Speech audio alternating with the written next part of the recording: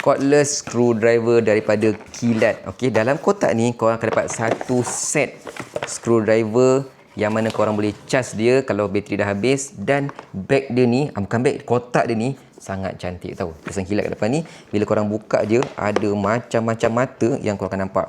Okey, ni mata dia kat sini korang boleh cabut dan korang boleh simpan balik kalau korang tak nak guna. Lepas tu dia ada bagi juga satu kabel type A, type C untuk cas. Yang paling menarik adalah dia punya screwdriver tembak ni. Dekat sini dah tersedia mata-mata semua tahu. Ada mata kapak, ada mata bunga, ada mata diamond apa semua tu, Allen key pun ada. Cara dia korang boleh keluarkan macam ni, and then korang masukkan dekat lubang dia dan cocok ke dalam sedikit macam ni.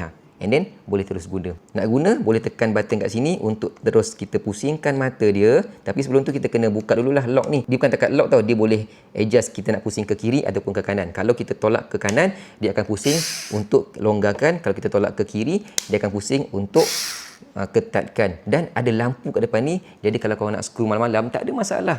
Lampu ni akan menyuluh dekat mana korang nak screwkan apa-apa yang korang nak screw. Selain daripada tu, atas ni ada butang push tau. Okey, butang push ni kalau korang tekan, korang boleh pusingkan macam ni jadi tegak. Tadi tu kan dia bentuk L kan, sekarang ni dia tegak. Okey, nak bagi bentuk L balik, tekan button ni, pusingkan jadi bentuk L. Jadi korang boleh buat macam ni ataupun korang boleh pusingkan dan korang boleh tekan macam ni. Mantap, serius, daripada Kilat. Kalau korang nak pakai, link ada dekat bawah. Memang sangat berguna untuk korang yang selalu bertukang ataupun selalu nak repair apa-apa kat rumah tu kan.